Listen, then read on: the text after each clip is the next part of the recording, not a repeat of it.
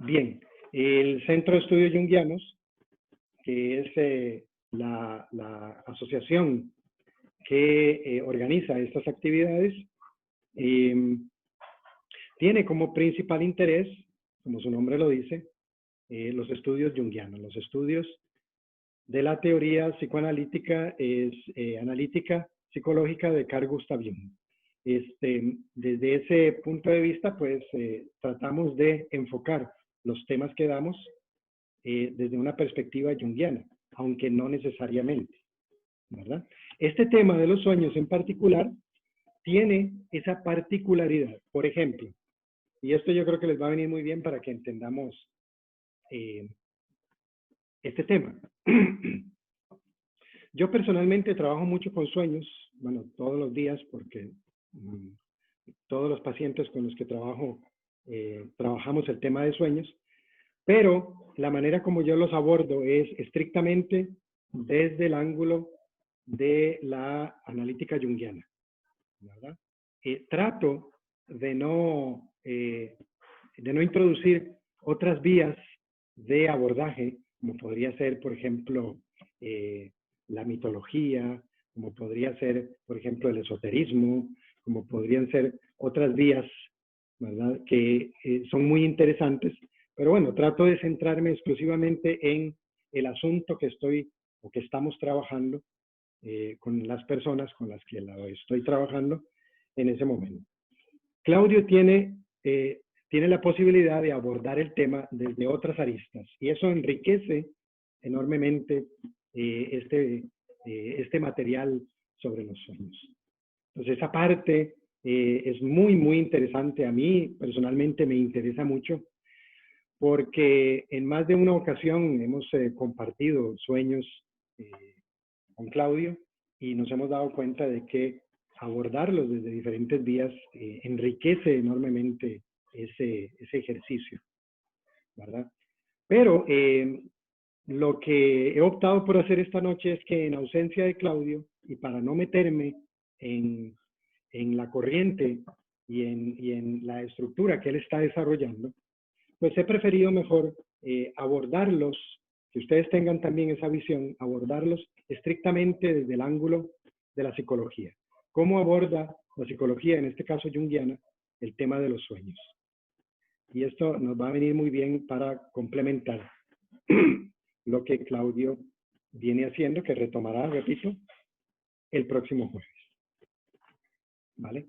Entonces, para hacerlo más concreto y no perderme en explicaciones ni en ideas, les monté un pequeño PowerPoint para ir viendo algunos de los conceptos que me gustaría desarrollar.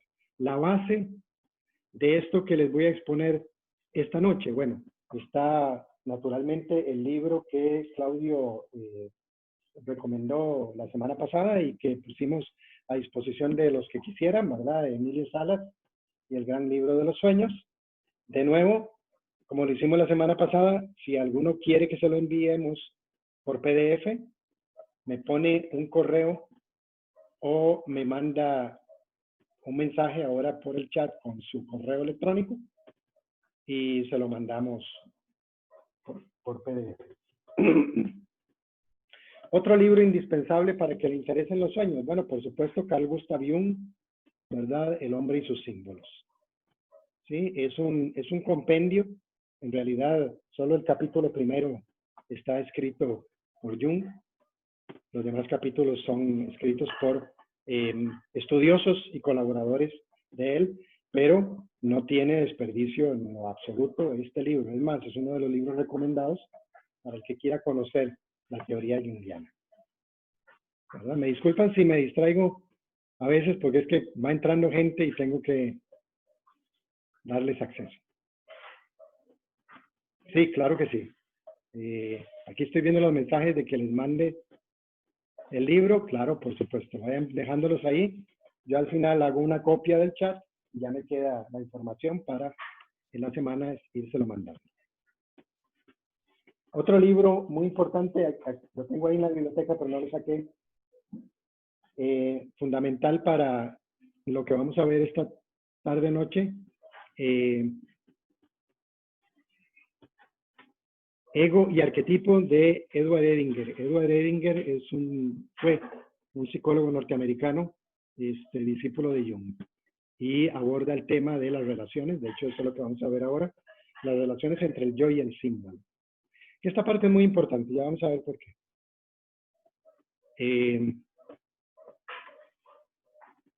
Bueno, con ese material podemos conocer un poco más sobre el tema de los sueños, ¿verdad? Y el tema del simbolismo, por supuesto.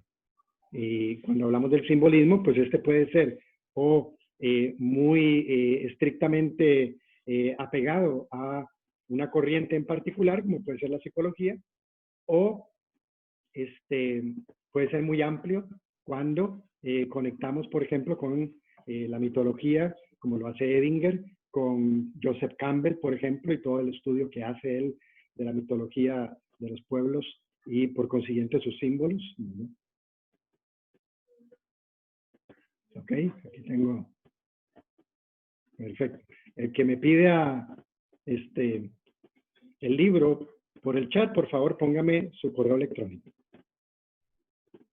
Seguimos admitiendo participantes. Excelente. Muy bien. Voy a conectar, a poner en la qué. Ah, no. No, es que si no me enredo más.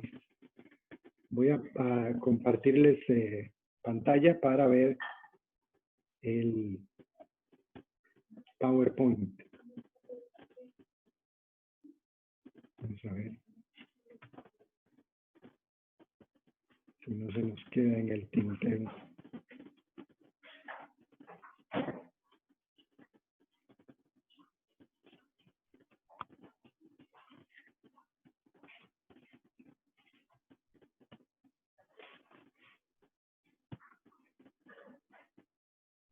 Ok, vamos a ver. ¿Qué tenemos aquí?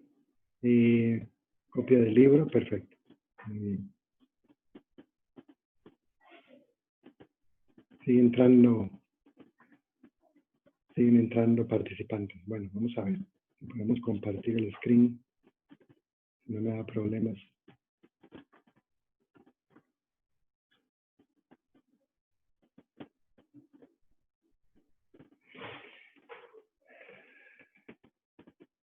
Deme un segundito porque estoy... Ajá, ok, excelente.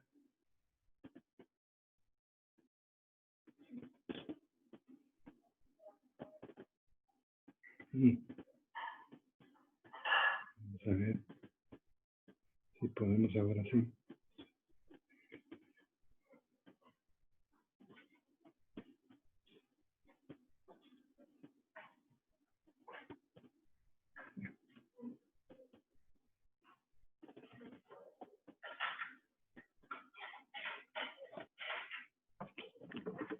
Que este programa lo está... Ah, bueno, aquí está, vamos a ver.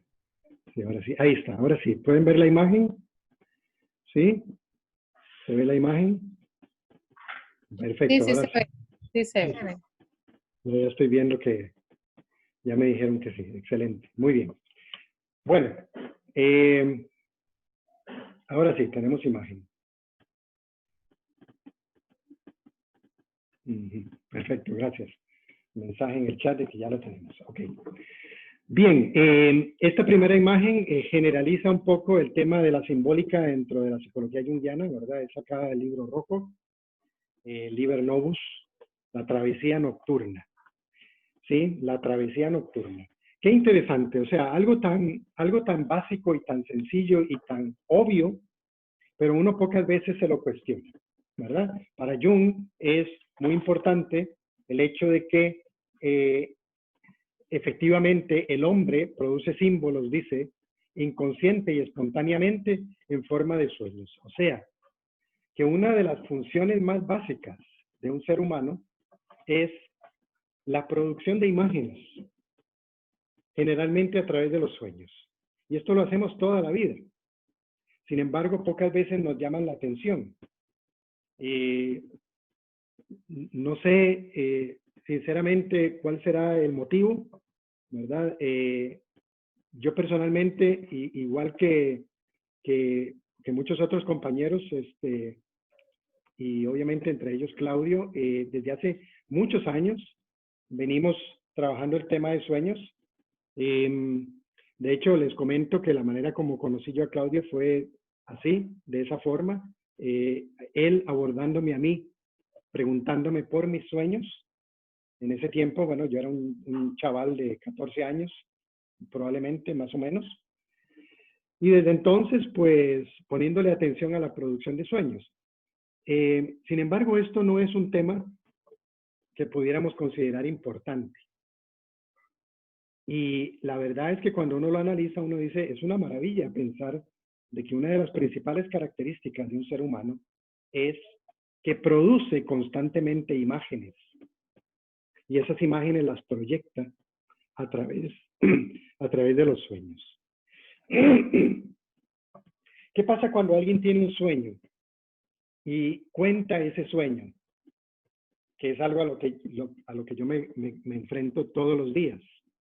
Yo siempre hago la misma pregunta.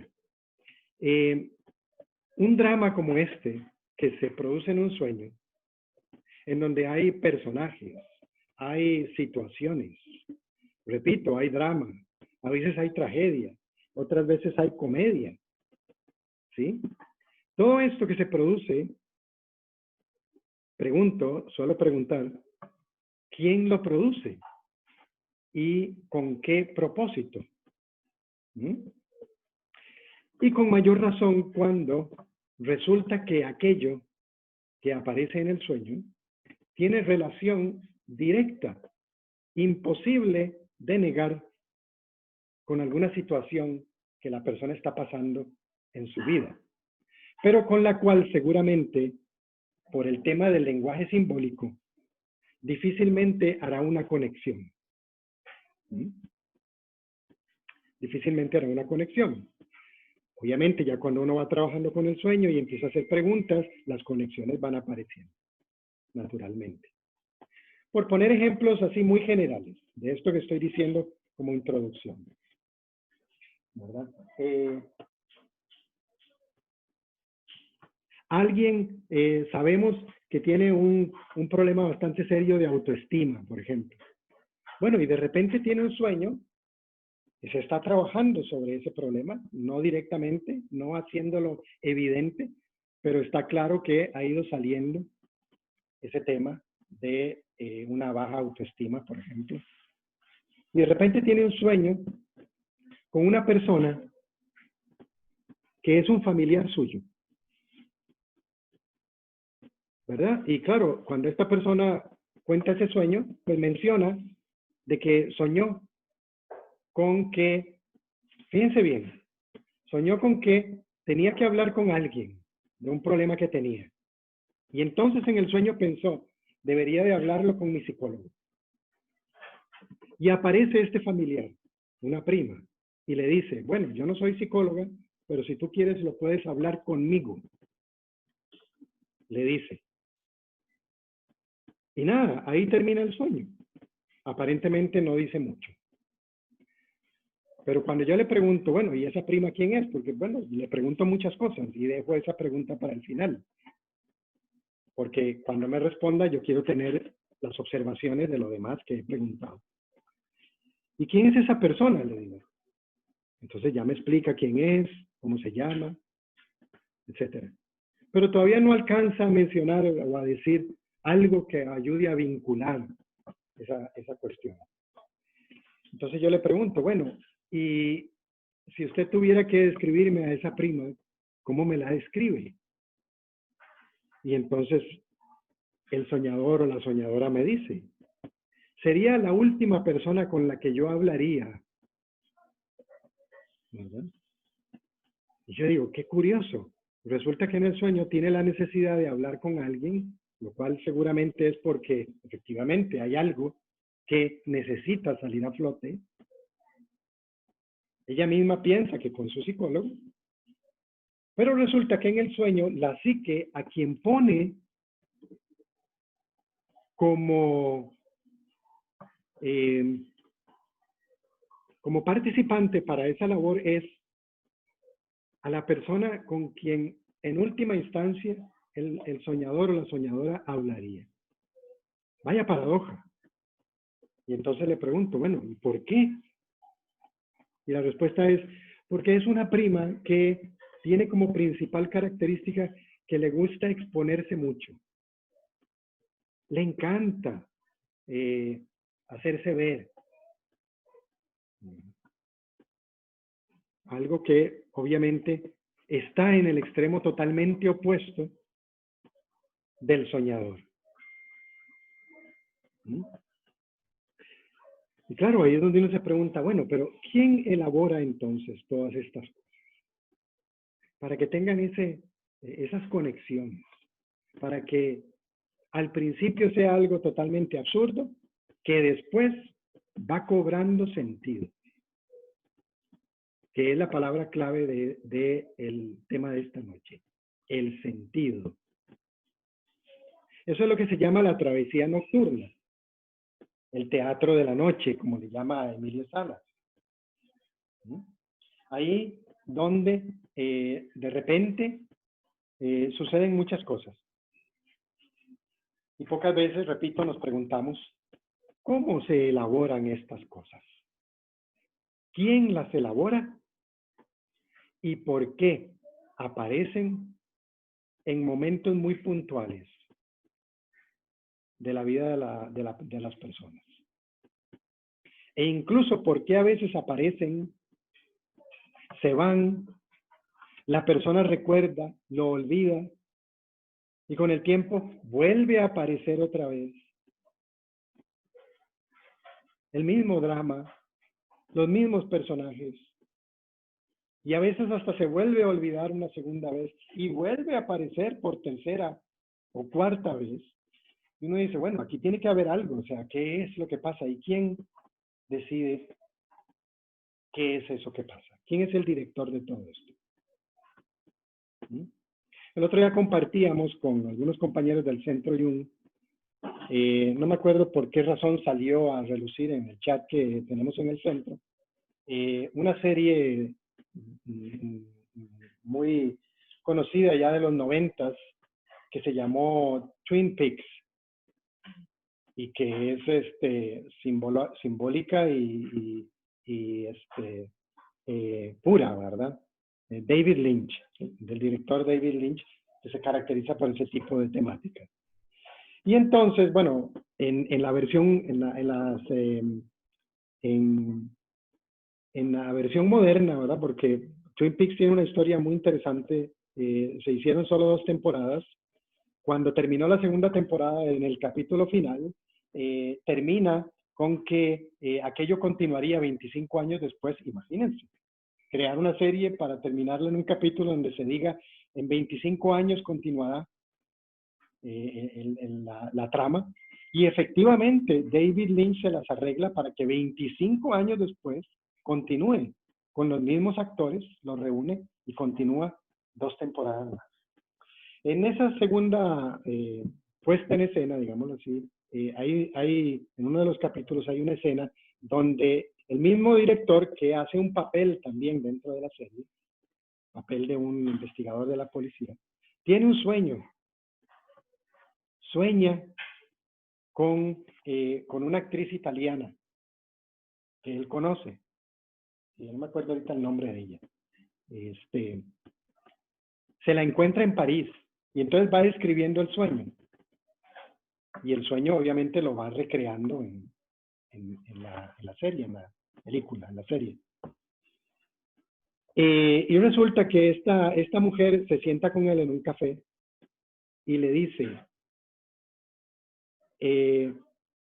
esto es un sueño, le dice, pero le pregunta, ¿quién es el soñador que sueña este sueño? Y entonces establecen un diálogo alrededor de qué es lo que sucede en ese fenómeno tan curioso de los sueños. ¿Y por qué sucede?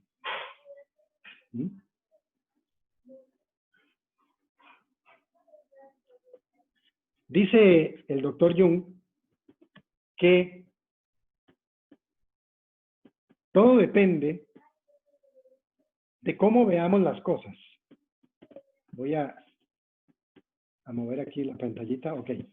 Todo depende de cómo veamos las cosas y no de cómo las cosas son en sí mismas, ¿verdad?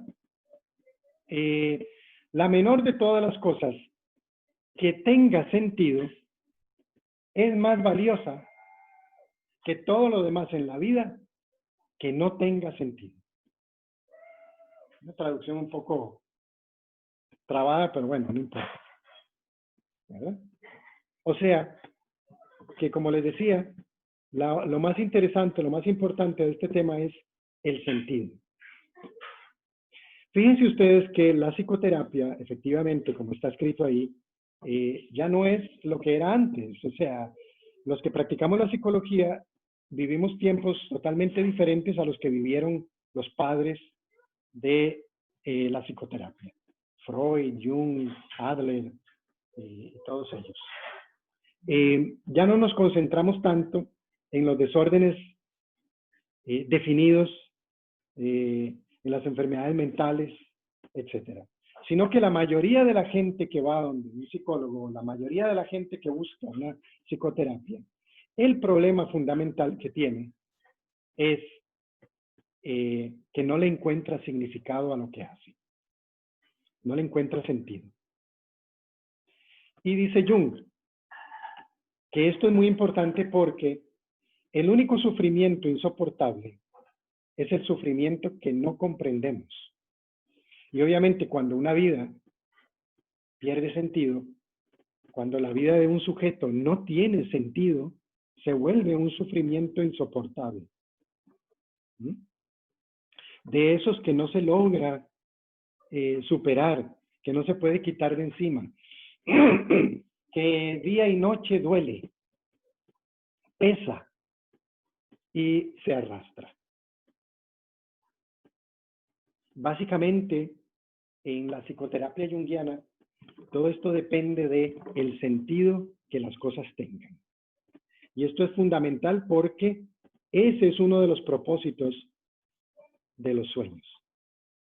Encontrarle el sentido a las cosas.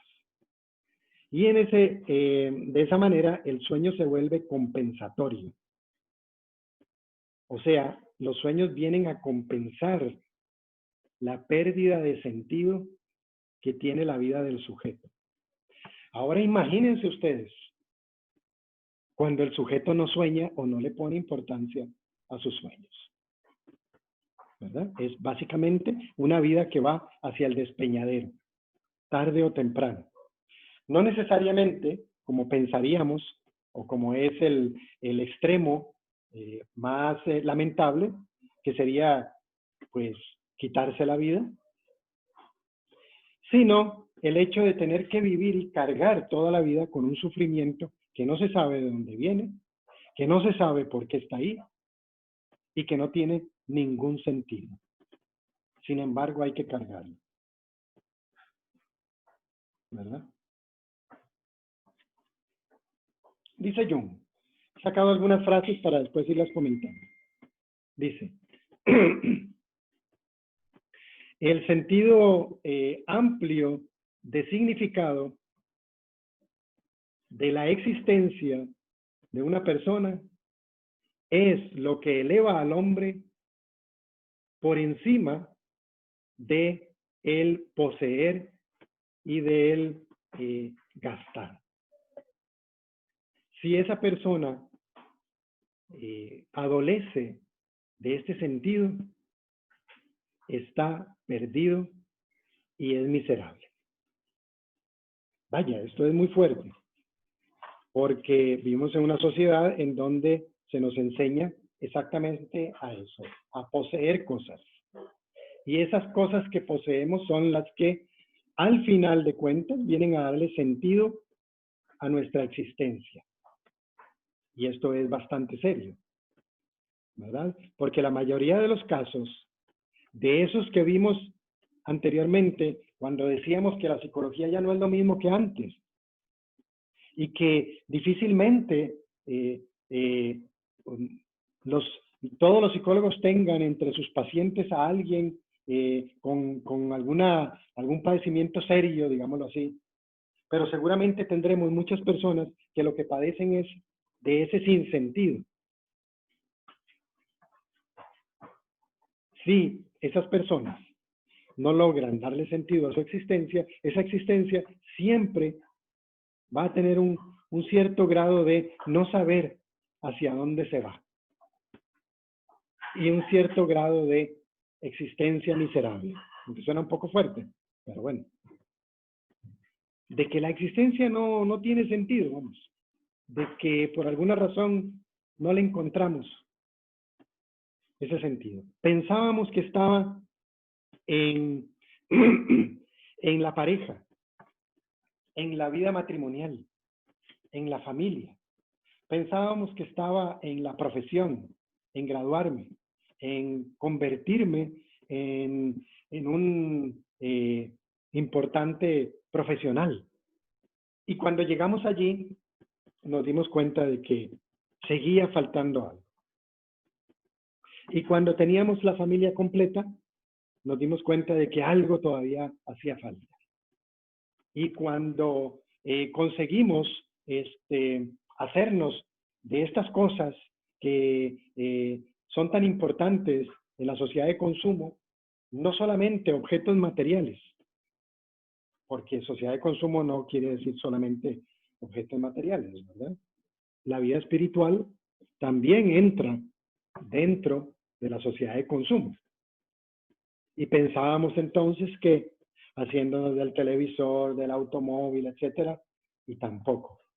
Haciéndonos de la fe, del culto, ¿verdad? O de la participación en los grupos de mi particular religión, ya lo íbamos a lograr.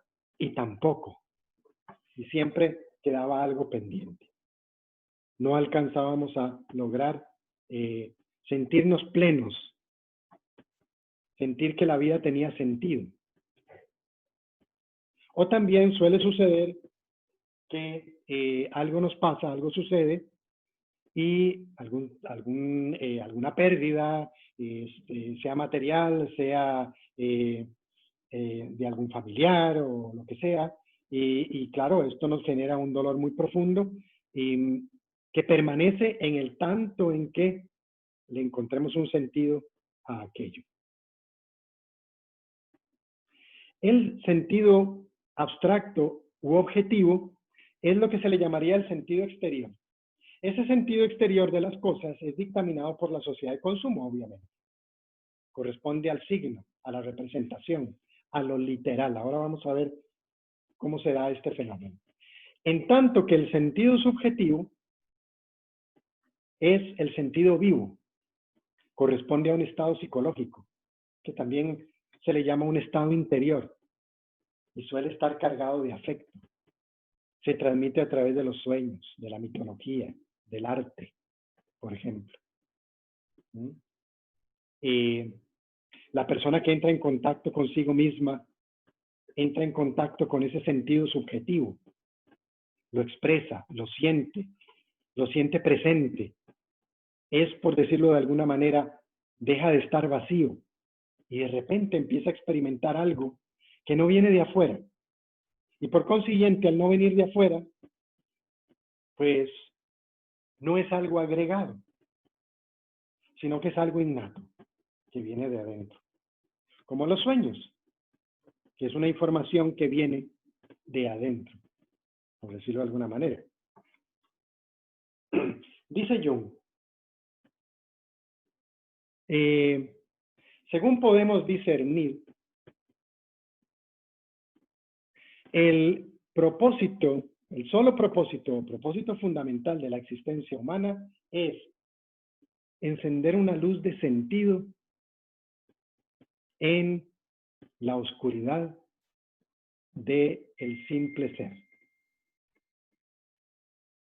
O sea, que es fundamental en la vida de toda persona que haya sentido, que las cosas cobren sentido, significado, que se entienda por qué pasan, por qué suceden.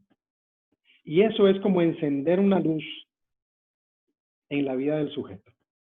Si no se logra, de nuevo, ahora Jung hace la analogía con la oscuridad, la vida de las personas será bastante oscura.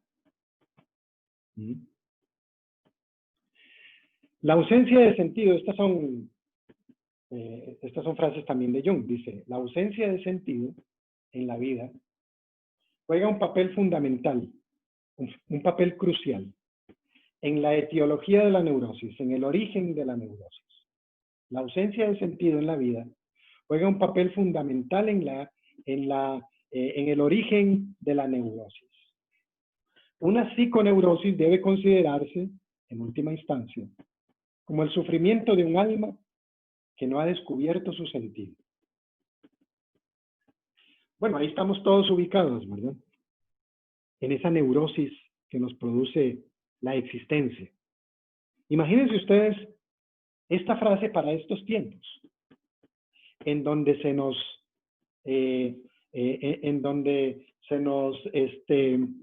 activa todavía más esa neurosis.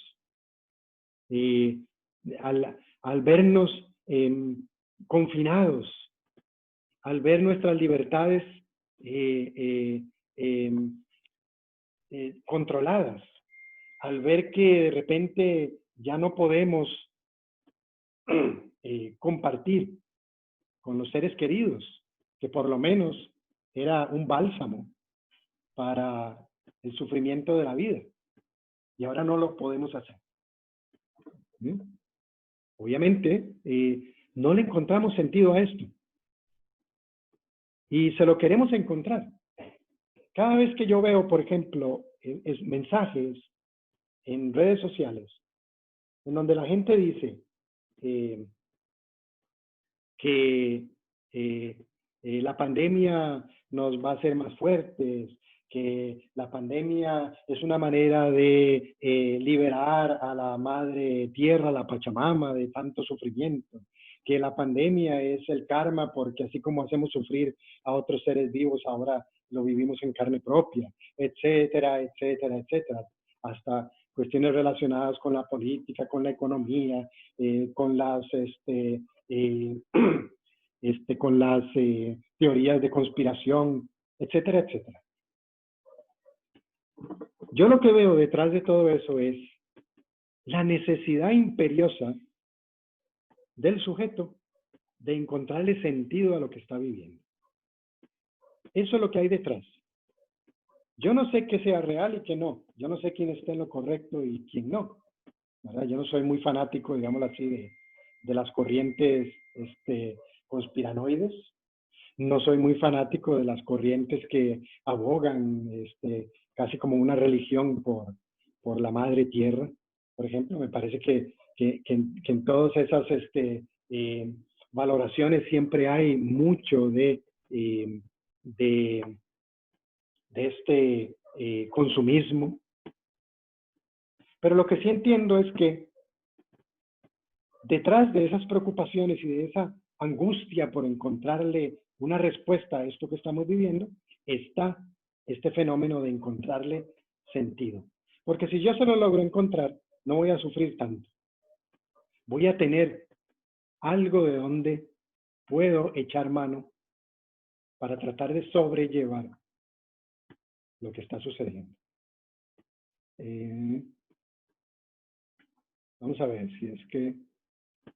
Bueno, yo no tengo a nadie aquí esperando. Vamos a ver. Aquí está. Vamos a ver uno. Acabo de ver el mensaje donde hay unas personas esperando. Ok.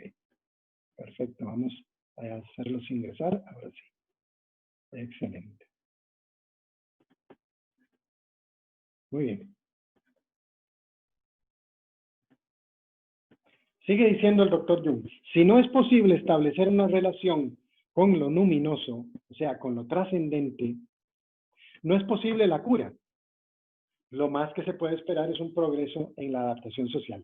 Esto es importantísimo. Esto hace una gran diferenciación entre la psicología junguiana y las corrientes psicológicas que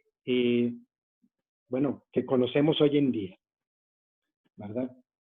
A la psicología junguiana no le interesa adaptar al sujeto a la sociedad. Quizás porque entiende, de alguna manera, que es correcto aquello que decía el señor Krishnamurti cuando decía que estar adaptado a una sociedad enferma no es una buena señal. Si yo soy una persona que vivo perfectamente adaptado a esta sociedad y eventualmente me doy cuenta de que la sociedad está completamente enferma, pues debería de preocuparme, porque diría, vaya, y yo totalmente adaptado a ella. Por consiguiente, seguramente en la misma situación.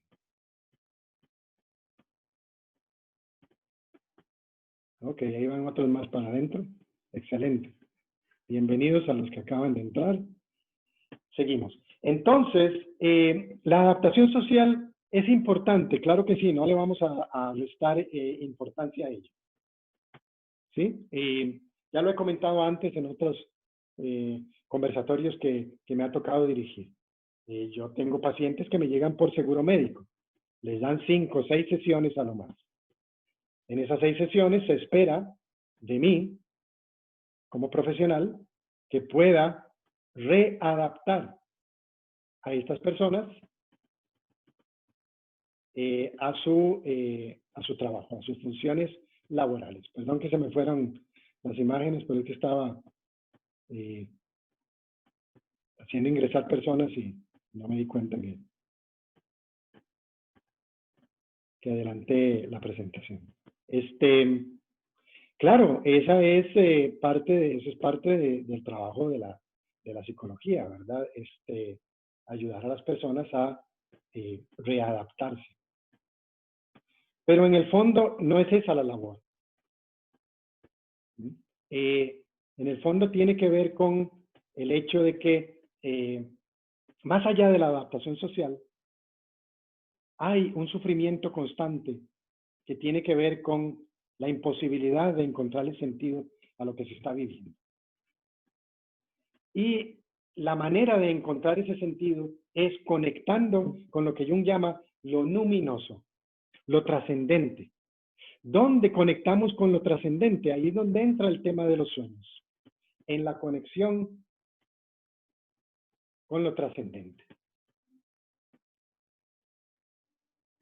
Porque en los sueños se revelan símbolos que están relacionados con lo arquetipal.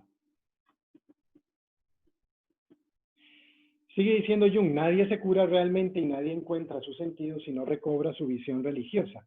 Qué interesante, a esto le llama el doctor visión religiosa. Le podríamos llamar también espiritualidad. El conectarse con lo trascendente. O sea que hay algo de espiritual verdaderamente en el trabajo con los sueños. Efectivamente. Y termina diciendo, el sentido es la experiencia de la totalidad. O sea, cuando las cosas cobran sentido, cuando uno le encuentra el sentido a lo que le está sucediendo, empieza a ver su vida como una totalidad y ya no en base a fragmentos, como lo solemos hacer. Fabio, el profesional, el psicólogo, Fabio, el padre de familia, Fabio, el amigo, compañero, etcétera. Empezamos a ver esta experiencia como algo total, completo, y al ser sufriente como un ser completo también. Vaya, me sorprende cuánta gente está entrando, ¿no? Puedo pasar ni una imagen y sin dejar de admitir personas. Excelente. Bienvenidos a todos los que se van conectando. ¿Verdad? Bienvenidos. Bien. Para la nueva era, lo más importante es ser objetivo. Vean qué interesante. Para la nueva era, o sea, nueva era es un concepto en donde trato de englobar o se trata de englobar todo esto que vivimos hoy en día, no solamente a nivel social, a nivel económico, a nivel colectivo, sino también a nivel de búsqueda espiritual también. Le llamamos en términos generales nueva era. Para la nueva era, lo más importante es ser objetivo. Su meta es el llamado bienestar. Esto es fundamental entenderlo. El bienestar es un concepto rígido que se implanta desde afuera por la misma sociedad de consumo, lo que Trump llamaría el materialismo espiritual. O sea, se supone que hace unos años nosotros vivíamos en el país más feliz del mundo. Se supone que hay países que miden su Producto Interno Bruto por el bienestar de su población. ¿Por qué tan felices son? Ahora, el término o el concepto de felicidad habría que definirlo, obviamente, ¿verdad? Porque, no sé, si a mí me preguntan, bueno, ¿usted es feliz? Pues claro, en algunos momentos sí. Podría ser más feliz, claro que sí. ¿Verdad? Hay algunas cosas que creo que me traerían la felicidad y no las tengo, y si las tuviera, pues seguramente sería más feliz. O a otro quizás podría decir, bueno, yo era feliz, pero he tenido algunas pérdidas y ahora ya no lo soy tanto, etcétera, etcétera. Pero ese llamado bienestar, pues es bastante, complejo. Habría que revisarlo bastante bien a ver qué significa, qué es el bienestar. Desde el punto de vista de la sociedad de consumo, pues el bienestar es que la persona pues tenga una vida plena, completa, con una serie de cosas que debe tener, una serie de servicios, de productos, ¿verdad? Etcétera. Ese es el ser objetivo. Luego tenemos la subjetividad, que es muy interesante porque la subjetividad ya toca no el colectivo, sino la intimidad del sujeto. Y obviamente cuando hablamos de la intimidad del sujeto, estamos hablando, esto es una analogía obviamente con el Apocalipsis, estamos hablando de la piedra de escándalo y tropiezo rechazada y despreciada. O sea, nadie quiere ser lo que es. Todos queremos ser siempre algo más. Nos sentimos que no somos completos, porque nos falta algo y queremos serlo. O porque queremos ver solamente esa parte luminosa, buena, políticamente correcta, el ciudadano, pero no podemos evitar que se nos salga también de vez en cuando, pues esa parte oscura que nos juega a veces malas pasadas. Y entonces manejamos durante toda nuestra vida un tremendo conflicto con nosotros mismos, con nuestra subjetividad, con nuestra intimidad. La rechazamos, la despreciamos, hay cosas de nosotros que no queremos aceptar y resulta que nos aparecen en los sueños. Como el ejemplo que puse, aparece la prima, ¿verdad? Le preguntaba yo al soñador o a la soñadora de ese sueño, qué curioso, ¿por qué no le apareció a alguien de toda su confianza para que usted pudiera hablar plácidamente con él o con ella? No, le aparece una persona con quien la misma soñadora dice, nunca hablaría con esa persona. Así. La necesidad más urgente, continúa diciendo el texto, del hombre moderno es descubrir la realidad y el valor del mundo subjetivo, interno de la psique, descubrir la vida simbólica.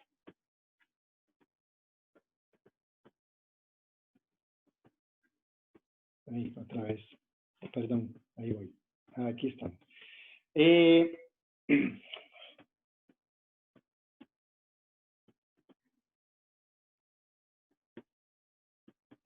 Ahí. La necesidad más urgente del hombre moderno es descubrir la realidad y el valor del mundo subjetivo interno de la psique, descubrir la vida simbólica. Cuando no hay tiempo ni lugar para la vida simbólica, todo se vuelve literal. El símbolo se considera como algo irreal, fantasía, la psique no tiene realidad en sí misma. Imágenes y símbolos se consideran reflexiones del entorno y de las relaciones interpersonales, deseos de satisfacciones instintivas. ¡Qué terrible! ¡Qué terrible que la vida se convierta en algo totalmente literal! O que los sueños en la vida de una persona no signifiquen absolutamente nada. Y simplemente los considera proyecciones de la interrelación del entorno, de que vio una película y seguramente la proyectó, de que cenó muy tarde y entonces por eso tuvo una pesadilla, de que ha andado pensando en algo y por eso le aparece allí. O como decía una vez una vecina, de que mejor ya no quiero tomar ese producto porque me estoy acordando de mis sueños y solo sueño con gente que ya murió y entonces ya no quiere soñar más, etc. Esa es básicamente la vida que nosotros vivimos. Una vida así, literal, pues obviamente se convierte en una carga y en un sufrimiento muy fuerte para la persona.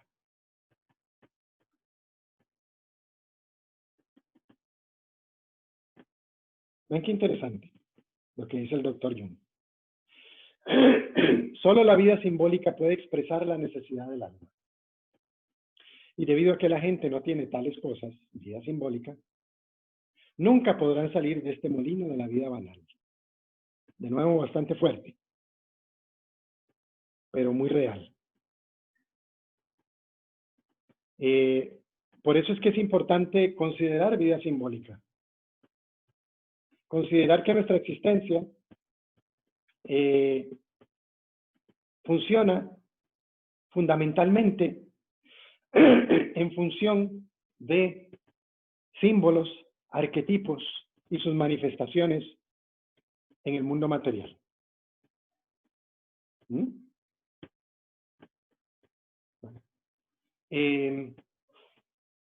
Eso le da sentido a la existencia. Y cuando no se integra, entonces empieza a perder sentido la vida y las cosas se vuelven totalmente concretas y materiales. Se vuelven literales. Y el literalismo es uno de los problemas más serios con los que nosotros nos enfrentamos en este tipo de sociedad en la que vivimos. El literalismo. Les pido que tengan cuidado con la pantalla. No sé, alguien le pasó un par de rayas ahí a la pantalla ahora y aparecen ahí en el medio. Pero bueno, veamos el símbolo. Cuando hablamos de sueños, obviamente, pues estamos hablando del lenguaje simbólico.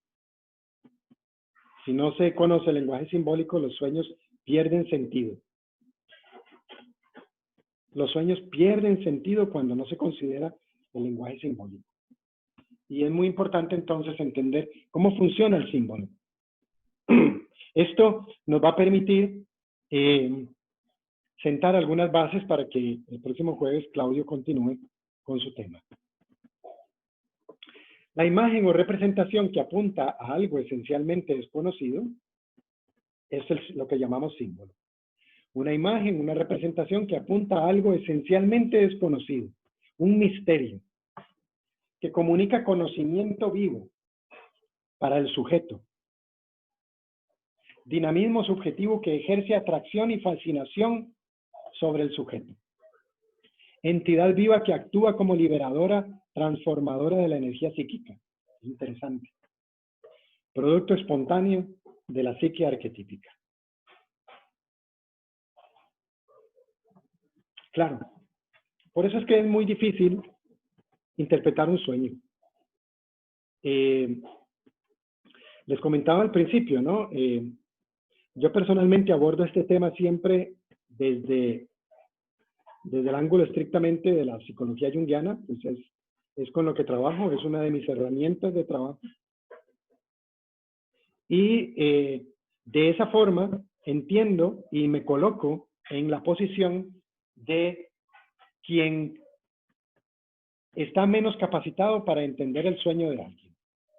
¿Por qué? Porque yo no conozco la realidad psíquica de ese sujeto y no conozco su imaginario. Entonces es muy complicado, a no ser que se haga mucha investigación, muchas preguntas, poder entender un sueño de alguien más. Claro que se puede avanzar bastante, pero con la ayuda del soñador, que es quien va a ir marcando la pauta. Y una de las razones es esta, que es algo esencialmente desconocido, un misterio, y comunica un conocimiento, pero que tiene que ver con el imaginario del soñador. Ahí podemos apelar a los símbolos, por ejemplo, arquetípicos, que pueden estar presentes en muchos sueños. Podemos apelar incluso a los símbolos universales, más comunes. Podemos apelar a la lógica, a la asociación de imágenes, etcétera, a la amplificación. Pero la última palabra nos la va a dar el soñador, porque perfectamente puede tener su propia versión de ese símbolo. Como es el caso de la persona, por ejemplo, que sueña con con una lámpara. Y claro, inmediatamente quien escucha aquello hace la asociación y dice, una lámpara, pues luz, iluminación, claridad, conocimiento, etcétera. Pero resulta que en la indagación hay un elemento que puede cambiar por completo aquella imagen y que tiene que ver con la experiencia del soñador. Es cuando el soñador dice, por ejemplo, estoy hablando hipotéticamente, bueno, cuando yo era niño jugando en la sala de la casa, rompí una lámpara y mi padre me entró a fajazos, ¿verdad? Me regañaron, me fue muy mal, etcétera. Pues tenemos una experiencia que puede cambiar por completo el sentido de un símbolo en un sueño. Los símbolos como productos de la psique arquetípica suelen filtrarse en el complejo del yo, provocando con ello una identificación y expresión inconsciente. Gracias. Pero también manifestándose en el entorno a través de la proyección, causando generalmente la fascinación con los objetos y actividades externas. Interesante, los símbolos se pueden proyectar. Pueden utilizar el mecanismo de proyección para manifestarse. Pueden aparecer proyectados en otras personas. Y de ahí la importancia de considerar estas cosas en los sueños. Porque yo puedo soñar con personas que conozco y pensar inmediatamente que he soñado efectivamente con esas personas que yo conozco. Sin percatarme de que a lo mejor ahí lo que se está produciendo es una proyección de algún símbolo que ha proyectado en esa persona. Esa prima que de repente en el sueño le dice al soñador o a la soñadora, ¿puedes hablar conmigo del tema? Y entonces algo se proyecta allí. Y claro, ahí es donde se vuelve más interesante el asunto, porque uno dice, bueno, ¿por qué se proyecta en esa persona? ¿Por qué específicamente en ese personaje? ¿Por qué? ¿Quién es su prima? ¿Quién es la abuela con la que soñó? ¿Quién es esa amiga con la que ha soñado? ¿Cómo se llama? Porque a veces la clave está en el nombre de la persona y uno le da vueltas al sueño y no entiende qué será ese personaje hasta que uno dice, pues, ¿cómo se llama esa persona?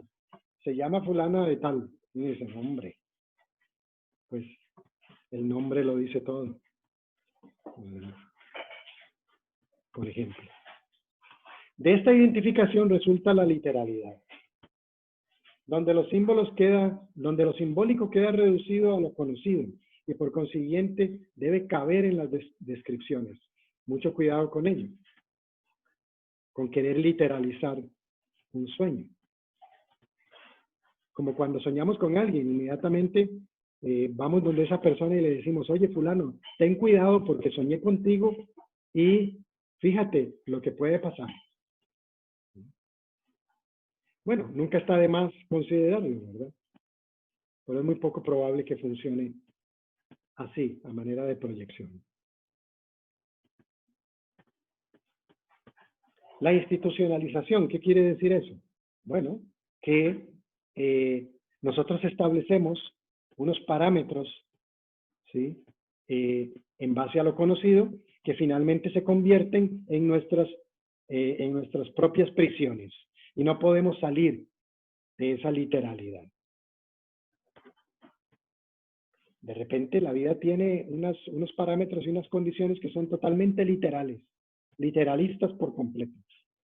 Y no podemos salirnos de allí, no podemos ver más allá.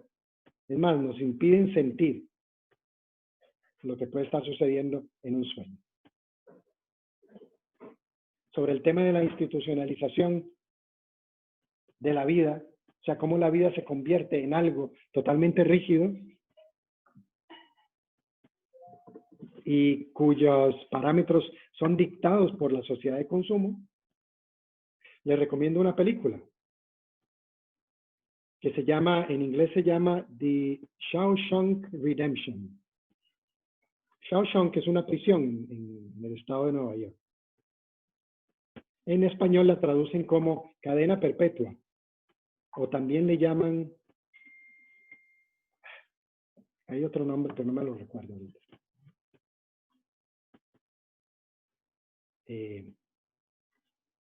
Y es una película muy interesante. Es sobre un hombre que cae en prisión, lo meten a prisión, injustamente por un crimen que no cometió, y entonces cuenta su experiencia en prisión y la de sus compañeros prisioneros también, en la prisión de Shawshank. Y es muy interesante la reflexión que se hace sobre cuál es verdaderamente la prisión de la que deberíamos de liberarnos. Hay toda una analogía. La película es toda una analogía de la vida. Sueño de fuga, ¿ah? Excelente, así se llama también. Sueños de libertad, exactamente. Tim Robbins y Morgan Freeman, excelente. Muchísimas gracias. Así es. Sueños de libertad, sueño de fuga o también cadena perpetua. Así la pueden encontrar. Véanla, es considerada una de las mejores películas de todos los tiempos. Finalmente, decir que en la Shunyata del Sutra del Corazón, lo cito porque semanas atrás veníamos hablando sobre este tema en los conversatorios. El Sutra del Corazón, el Prajna Paramita de los budistas tibetanos, dice que la forma está vacía. Todas las cosas están vacías y nosotros las llenamos con nuestra evaluación conceptual. Ay, qué rico. Las llenamos con nuestra evaluación conceptual. Las cargamos en las cosas lo que traemos como conceptos, ideas, pensamiento, etc. Y proyectamos en esas cosas esos conceptos propios, lo que llamamos la opinión. Entonces, usted conoce a alguien o conoce algo, y en cuanto usted se confronta a ese alguien o ese algo, inmediatamente pone en marcha el mecanismo de la descarga. Usted descarga en esa persona o en eso todo lo que usted trae. Sus conceptos, sus ideas, su pensamiento, su opinión, su sentir, etc. Y ahí en adelante tiene que acomodar estas cosas a eso que está conociendo. En ese momento, obviamente, El fenómeno que se produce es muy obvio. Usted deja de estar en contacto con aquello que conoció y empieza a entrar en contacto con sus propios pensamientos, sus propias ideas y sus propios conceptos. Y así se establecen las relaciones.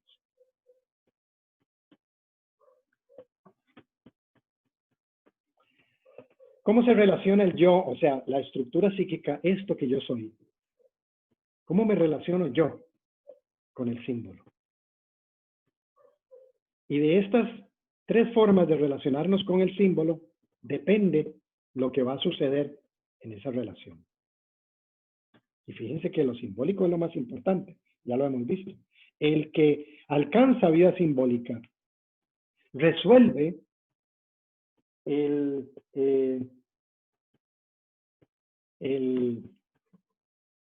problema de la existencia. Ese sufrimiento constante y continuo cobra sentido. Y fijarse muy bien que la clave está en que cobre sentido. No estamos diciendo que ese sufrimiento va a desaparecer. Esa no es la idea. Y eso tampoco resolvería nada. Probablemente no desaparezca. Pero va a ser un sufrimiento que ahora tiene sentido. Y eso cambia por completo la relación del sujeto con ese sufrimiento, con esa vida, con esa realidad que está viviendo. Y esto es básicamente a través de la relación con el símbolo, la importancia de la vida simbólica.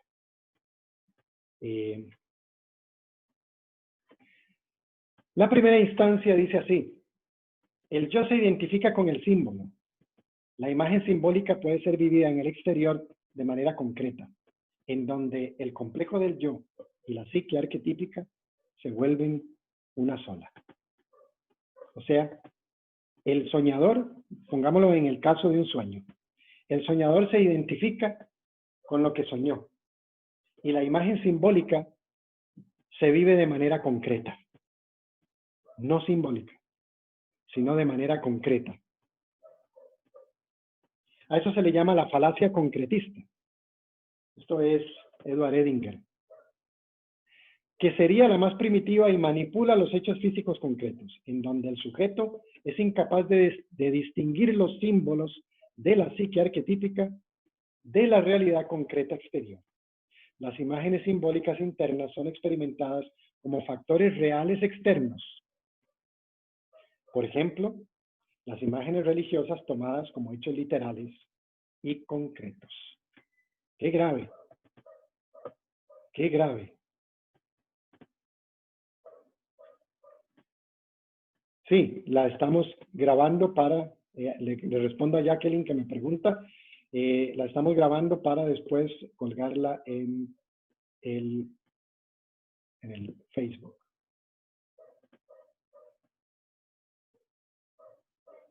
Ya después la puede ver ahí. Sigo. Esto es un problema muy serio y sucede mucho, no solamente con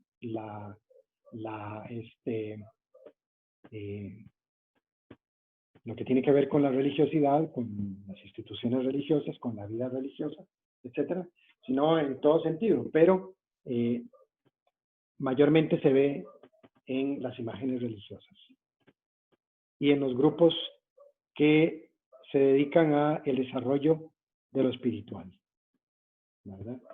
En donde básicamente se convierte en un peligro aplicar una imagen simbólica a un hecho físico externo, generalmente con propósitos de manipulación y de interés personalista. Es un fenómeno que Jung llama inflación psíquica. De repente la persona sueña que es un gran mensajero y que tiene un conocimiento que va a salvar a la humanidad. Y obviamente lo interpreta de manera literal. Y al día siguiente su actitud cambia por completo ante los demás, pensando que los demás no saben nada, que él es el dueño de la realidad y que tiene que ver cómo hace para llevar ese mensaje a los demás. No sé, probablemente opte por agarrar una Biblia, ponérsela debajo del brazo e irse al Parque Central a predicar, ¿verdad? Y cuando uno le pregunta al sujeto dirá, bueno, es que yo hace unos años recibí un mensaje de que esto es lo que tenía que hacer.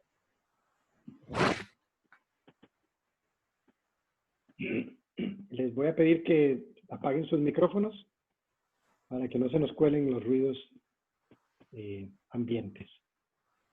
Bien, pues fíjense qué peligroso que esto suceda. Que uno equivocadamente interprete imágenes simbólicas y las concrete en hechos físicos. Y en todo esto hay que tener mucho cuidado, porque los sueños dan para muchas cosas. ¿Sí? Uno perfectamente puede romper una relación con alguien porque lo vio en un sueño. Uno perfectamente puede acusar a otro de algo que, de alguna situación que haya cometido o algo, ¿verdad? Sin tomar en cuenta de que puede ser que sea totalmente simbólico.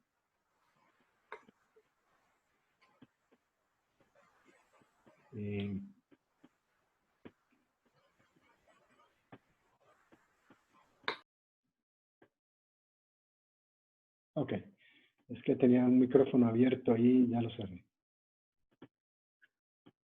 Vale.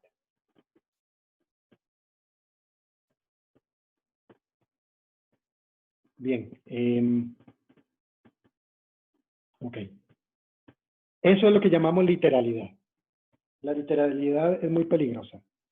Escuchamos testimonios sobre las escrituras totalmente literales. Claudio lo ha comentado muchas veces, ¿verdad? Fundamentamos nuestra vida en una interpretación totalmente literal de las escrituras, por ejemplo. Y no solo estoy hablando del catolicismo, ¿verdad? Las otras religiones también caen en ese gravísimo error. Muchas personas que siguen otras religiones, ¿verdad? Caen en ese gravísimo error también. Interpretamos mensajes de manera totalmente literal y le damos un norte a nuestra vida en función de esa interpretación literal. A veces la vida se nos vuelve fastidiosa porque hemos interpretado algo de manera totalmente literal y lo aplicamos a nuestra propia existencia. Soy un fracaso, no sirvo para nada, etcétera. Ya me lo han dicho, por ejemplo. O lo contrario, o se produce esa inflación psíquica en donde empezamos a inflar el yo por cosas que vamos viviendo, ¿verdad? De repente soy yo un estudioso de la psicología y tengo un sueño en donde un psicólogo famoso me regala su biblioteca, por ejemplo, y entonces yo me despierto pensando en que, vaya, definitivamente conozco mucho de este tema y debo actuar de esa manera, soy un experto en esa materia, ¿verdad? Por decir algo. Hay que tener mucho cuidado con esa primera relación del yo y el símbolo en donde la imagen simbólica se vive solamente de manera externa y concreta. O sea, se literaliza. Luego hay una segunda relación, una segunda instancia. El yo puede alienarse del símbolo, lo que significa que la vida simbólica funcionará degradada en la conciencia externa. El símbolo queda reducido a un signo, pierde su cualidad de misterioso y resulta entendido solamente como una serie de factores abstractos elementales. El símbolo se convierte en literalidad también, pero sobre todo se banaliza. Y es el caso de las personas que no le dan ninguna importancia a la vida simbólica, ni a los sueños, ni a estas cosas. Eso son tonterías. Eso es un absurdo. ¿Cómo vas a basar tu vida en un sueño? ¿Cómo puedes ponerle atención a esas cosas? Eso que te dicen en esa escuela donde estás es pura manipulación. Esos son absurdos. La falacia reduccionista quiere manipular la psique inconsciente. Sería el error opuesto. La importancia del símbolo se pierde por malentenderlo como un signo cualquiera. Reduce la imaginería simbólica a factores elementales conocidos, negando que exista misterio alguno, nada que trascienda la capacidad de comprensión del yo. Claro, como el yo queda totalmente superado, pues no está dispuesto a que algo así pueda suceder y tiende a traducir esa experiencia simbólica en términos conocidos. No hay verdaderos símbolos, solamente signos. El símbolo religioso, por ejemplo, no es más que la ignorancia y la superstición del primitivo. O sea, estas cosas pierden sentido, se vuelven totalmente banales. ¿Cuántas veces hemos conocido personas que niegan absolutamente todo esto? Pero lo niegan, digámoslo así, no con conceptos que puedan venir a enriquecer aquello, sino simplemente la negación por negarlo, porque efectivamente aquello le supera. Entonces, pues, utilizamos la falacia de que esto es fantasía. No tiene ningún sentido. ¿Sí? Yo puedo ver perfectamente las caras de muchas personas con las que trabajo. Puedo recordar perfectamente la primera vez que les dije, yo trabajo con sueños y necesito que usted apunte sus sueños y me los comparta. Y en muchos rostros vi que se quedaron pasmados con aquello, vamos, como diciendo, pero, a ver, ¿a quién he contratado yo? ¿A dónde he venido yo? ¿Donde un psicólogo o donde un prestidigitador? O no sé. Ya cuando vamos trabajando el tema, se van dando cuenta de la importancia que tiene. Y finalmente, hay una tercera relación, una tercera instancia. El yo se separa de la psique arquetípica y queda abierto y receptivo a los efectos de la imaginería simbólica.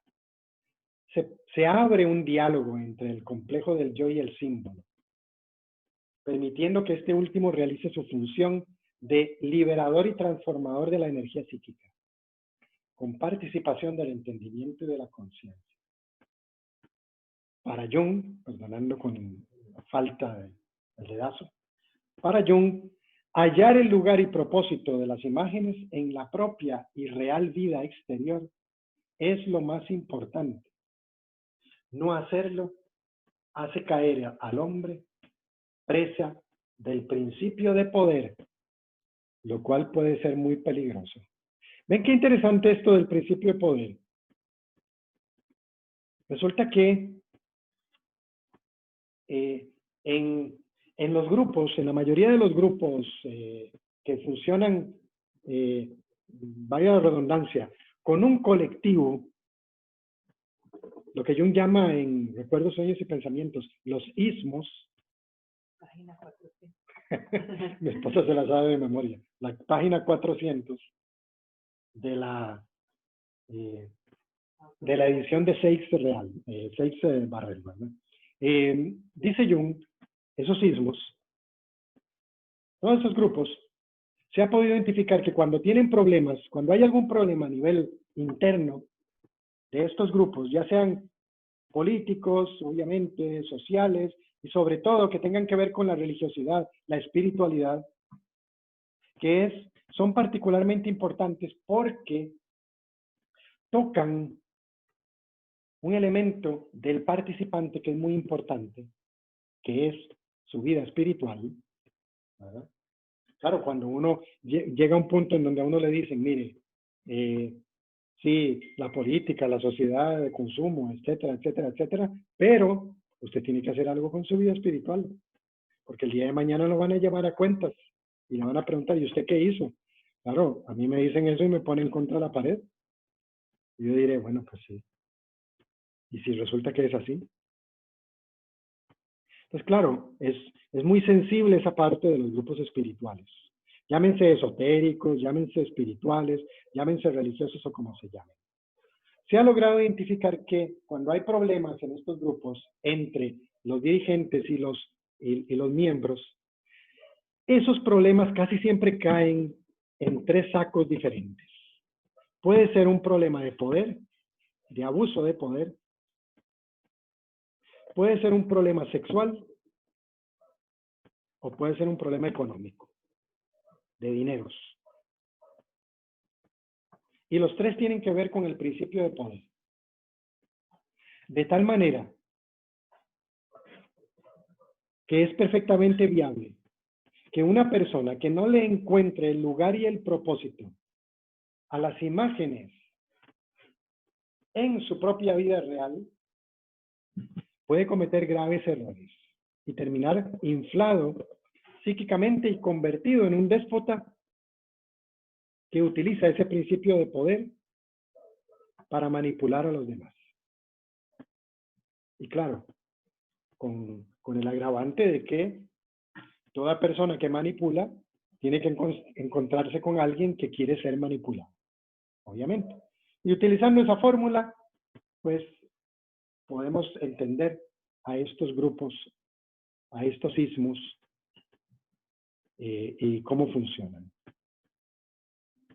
Cuando tienen problemas, ¿verdad? Cuando empieza a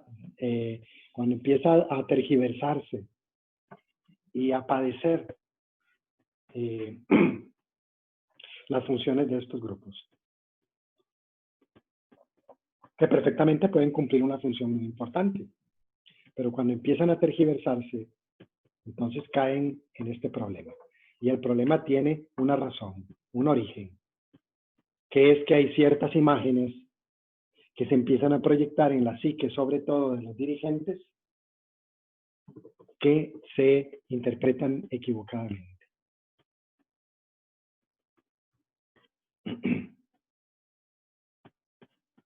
Bien, ahora si les parece, ya he vuelto al principio, pero podemos compartir y reflexionar un poco más a nivel colectivo. Déjenme ver si puedo eliminar esto de aquí. Ok, ahora sí. Listo, ahora sí estamos en vivo con el tema. Bien, vean qué importante es entonces considerar los sueños de esta manera, ¿verdad? Como vida simbólica. ¿Por qué es importante tener vida simbólica? Bueno, porque le va a dar sentido a la existencia, básicamente. Y va a permitir que la persona escape de esos parámetros institucionales en los que su vida está metida, tanto a nivel político, económico, social, en términos generales, la sociedad de consumo, como a nivel de espiritualidad, ¿verdad? De religiosidad, en la que generalmente se ve sometido. Y no debemos olvidar también de que en todo esto está involucrado pues la subjetividad, lo que el sujeto es, y por eso va a estar definitivamente conectado con la producción simbólica que el sujeto hace. Nuestros sueños van en esa dirección. Nuestros sueños suelen ser una compensación. Cuando la estructura yoica se vuelve demasiado importante, cuando la personalidad del sujeto acapara en extremo la importancia en la vida,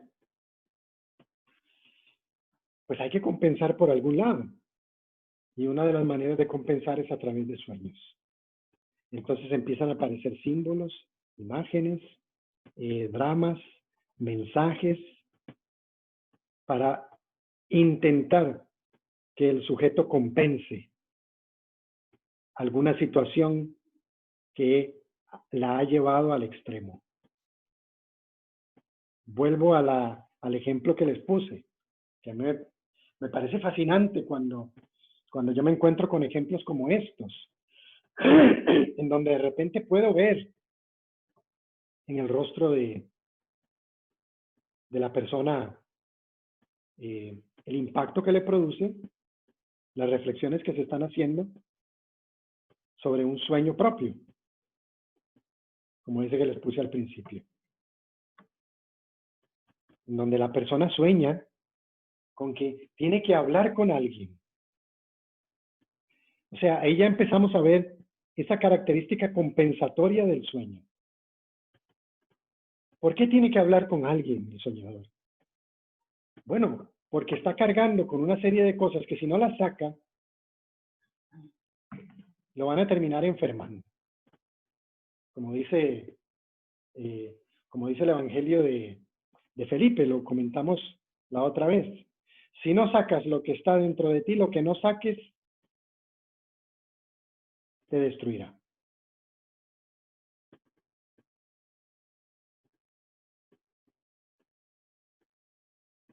Esa persona trae algo que necesita sacar. Y en el sueño es evidente, puesto que ella misma en el sueño, la misma soñadora o el mismo soñador, sabe que tiene que hablar con alguien. Y entonces lo articula en el sueño como un psicólogo. ¿Por qué? Bueno, porque está en un proceso terapéutico, psicoterapéutico, que lo articula como un psicólogo. Tengo que hablar con un psicólogo de estas cosas. Pero entonces aparece su prima. Y la prima le dice, yo no soy psicóloga, pero si quieres puedes hablarlo conmigo. Vaya, dice uno. Qué interesante. Pero todavía no sabemos el resto. Quiero decir, es interesante hasta ese momento porque uno dice, vaya, qué personaje más interesante en un sueño, que se ofrezca a escuchar. Y la persona sigue contando el sueño, que no es muy largo, ¿verdad? Prácticamente reflexiona en el mismo sueño sobre la prima y decide que no es una buena opción. Ya después viene entonces el intercambio, ¿verdad? El cuestionamiento. ¿Quién es esta prima? Y el primer dato que nos da el soñador es que es la última persona en la vida con la que hablaría un tema así. Claro, pues a uno le entra más intriga porque uno dice, vaya, pero entonces, ¿por qué aparece en el sueño ofreciéndose? Si es la última persona con la que el soñador hablaría. ¿Y por qué, oiga? ¿Y por qué es la última persona con la que usted hablaría? Bueno, porque es una persona a la que yo considero que le gusta figurar, le gusta exponerse, le gusta que la vean, le gusta ser el centro de todas las relaciones, de las miradas, de las conversaciones, etcétera, de atención. Y resulta que el soñador es totalmente lo opuesto. Tiene un problema con eso. O sea, tiene un problema con esa persona. Obviamente no con la persona. Además, yo le pregunto, ¿y usted tiene contacto con su prima? No, no, para nada. Si por eso mismo es alguien con quien yo nunca hablo. Entonces, obviamente que el problema no es con la prima, es con lo que la prima representa. Y al ser, según la psicología analítica, un personaje en el sueño del mismo sexo del soñador, entonces suele aludir a aspectos de sombra. Y uno dice, claro, por supuesto. Pues ¿con quién va a ir a hablar el soñador del problema que tiene? Sino con su propia sombra, que representa el lado opuesto del problema que el soñador tiene. Y bueno, resulta que en la familia del soñador, en las relaciones del soñador, hay una persona que calza perfectamente con aquello que se quiere dar a entender en el sueño. Pero volvemos a la pregunta inicial con la que empezamos esta noche. ¿Quién determina estas cosas? ¿Quién determina que el soñador vaya y sueñe con esa prima? Que calza perfectamente en ese personaje. Fíjense ustedes, aplicando lo que hemos visto, que si esta persona no supiera absolutamente nada de esto, perfectamente podría pensar mal de ese familiar. Podría pensar, por ejemplo, bueno, a lo mejor se quiere meter en mi vida. ¿Será que anda averiguando sobre mí? Y estaríamos literalizando el sueño, pensando que efectivamente se soñó con esa persona. O a lo mejor lo podría literalizar de otra manera, diciendo, bueno, a lo mejor mi prima, pues no es como yo pienso que es, a lo mejor sí le intereso.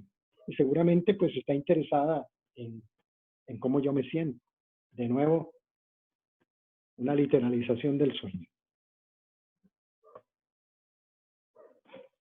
Pero lo interesante aquí es que efectivamente hay una información muy importante que viene a compensar, esa es la idea.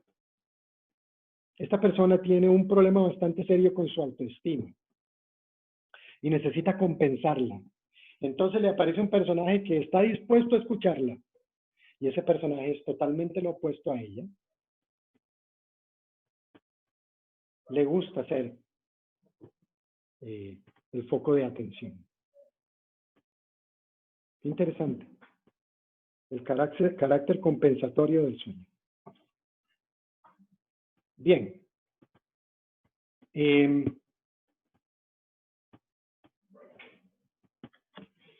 Cuando Claudio retome, el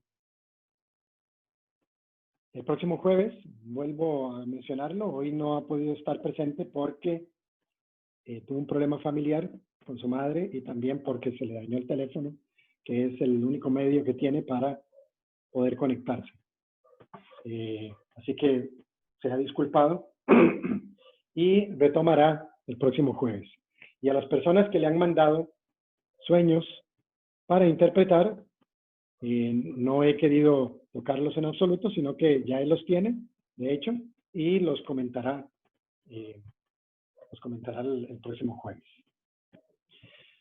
Cuando Claudio retome, pues entenderemos entonces qué significa ese lenguaje simbólico y por qué es tan complicado interpretar un sueño.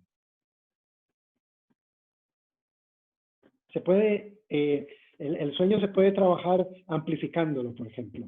Podemos utilizar símbolos y amplificarlos, lo cual quiere decir llevarlos a un carácter más elevado todavía, arquetípico, por ejemplo.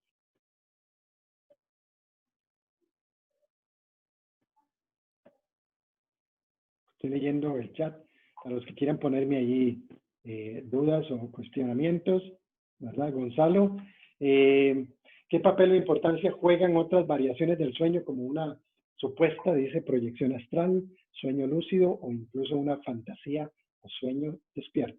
Muy interesante, el tema de los sueños lúcidos es bastante controversial, ¿verdad?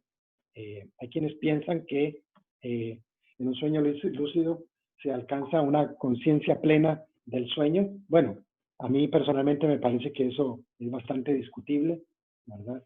En muchos sueños lúcidos, uno lo único que alcanza es una lucidez de ese momento en particular, pero incluso se puede experimentar perfectamente en un sueño lúcido una serie de carencias y de limitaciones muy evidentes, como por ejemplo, que la persona de repente, y estoy poniendo ejemplos que he vivido y que también he conocido de otras personas, como por ejemplo que la persona de repente está en una habitación, se da cuenta de que está soñando, o sea, es lo que le llamaríamos un sueño lúcido.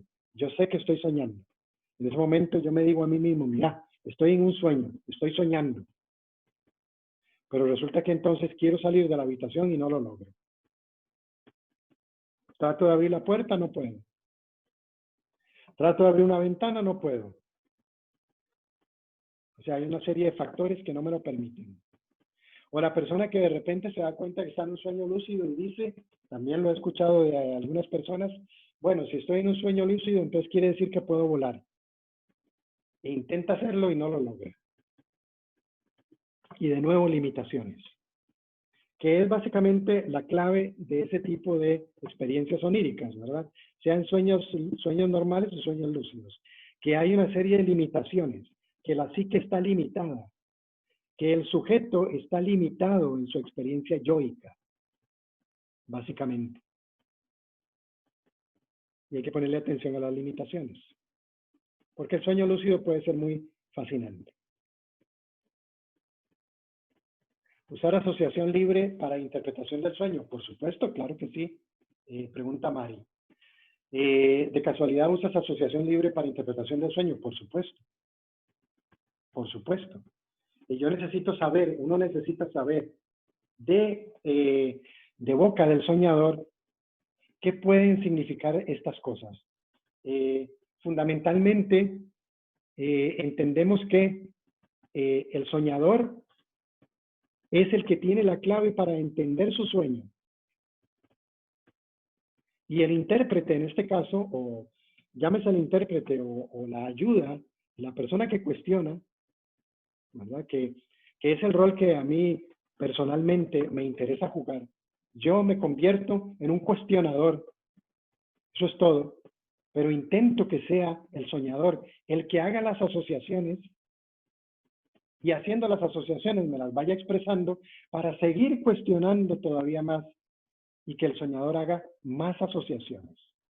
Les voy a contar una experiencia. Hace unos años atrás abrimos o intentamos trabajar con un círculo de sueños, en un grupo donde participábamos. Y entonces se hizo, esto fue por iniciativa de una compañera que hoy es miembro del Centro de Estudios Jungianos.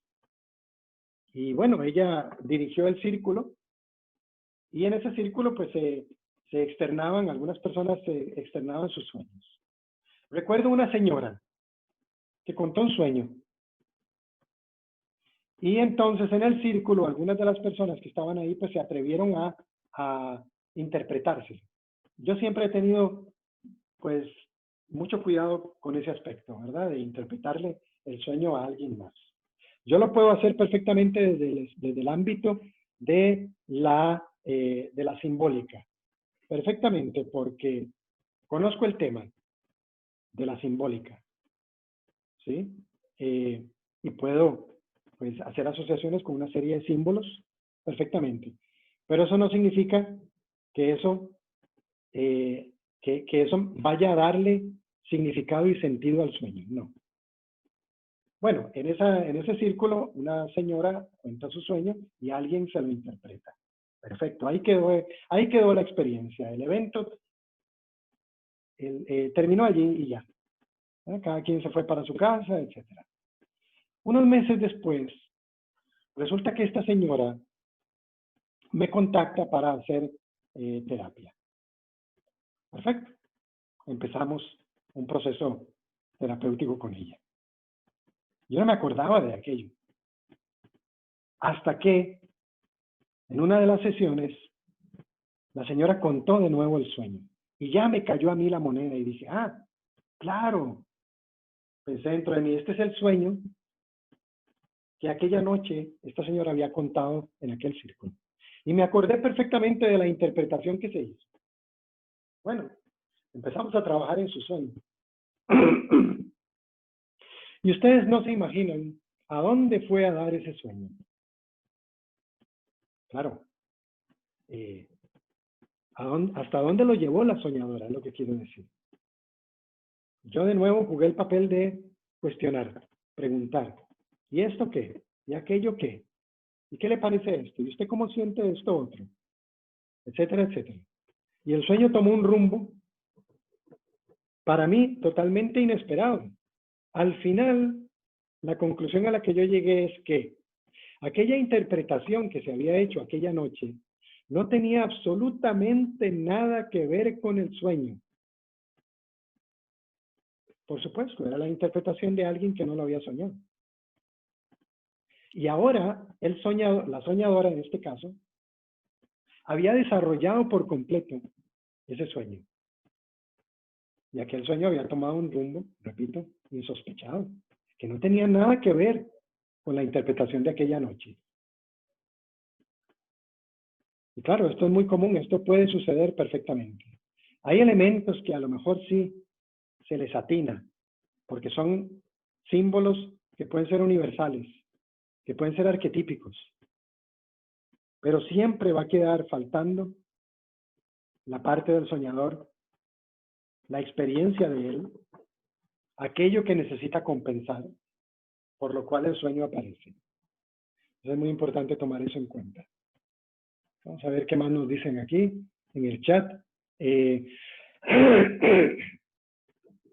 sonámbulo y la parálisis del sueño. Bueno, esos son temas que tendríamos que dedicarles una sesión completa, ¿verdad? Pero sí, son muy amplios y se pueden trabajar de una manera muy interesante. El tema de la parálisis del sueño es fascinante, ¿verdad? Tiene que ver con muchas cosas, entre ellas, pues, no solamente el aspecto psíquico del sujeto, ¿verdad? Pero bueno, preferiría mejor no entrar por allí hoy, y lo podemos discutir después. ¿Qué significado puede tener esa conciencia de que estoy soñando? O que me miro a mí misma en el sueño desde una perspectiva más consciente, pero sin posibilidad de intervenir, solo observar. Sí, exactamente, muy interesante. El comentario me parece que aporta esta posibilidad de observación, de convertirse en observante, pero que es un observante que no puede intervenir todavía en, digámoslo así, en el devenir del sueño, de la experiencia que está viviendo, ¿verdad? Vamos a ver, vamos a tomar como ejemplo los sueños de persecución, que son muy comunes. Casi todas las personas han tenido un sueño de persecución. Algo los persigue. Y digo algo porque difícilmente vamos a saber qué es, porque no tenemos la capacidad crítica en ese momento de decirnos a nosotros mismos, espérate un momento, ¿y yo por qué tengo que andar huyendo? ¿De qué estoy huyendo? ¿Quién me persigue? ¿Por qué me persigue? Etcétera, etcétera. La persona no tiene esa capacidad en el sueño. Y es probable que incluso le suceda hasta en un sueño lúcido, que sabe que está soñando, pero que aún así se siente perseguido y no sabe por qué. Entonces, claro, tenemos que pensar en que hay elementos que se manifiestan en el sueño propios de su psique, de su realidad psíquica, que están allí, amenazantes, y que el sujeto no tiene la capacidad todavía de confrontarlos. Solamente sabe que están allí amenazantes, pulsando constantemente. Me parece que la posibilidad de que el soñador, en un momento determinado, pueda adquirir capacidad crítica y cuestionarse en el sueño quién le persigue, está sujeta a que haga un trabajo sobre esos elementos en su psique, en su realidad psíquica, en su vida. Por eso digo que una cosa es sueño lúcido, una cosa es darse cuenta de que uno está soñando, pero eso no significa que usted sea consciente de lo que le está sucediendo. No, no, para nada. Dista mucho todavía de llegar hasta allí, pero puede hacerse consciente de que está soñando y quizás adquiera un cierto grado de voluntad, llamémosle así, sobre el sueño.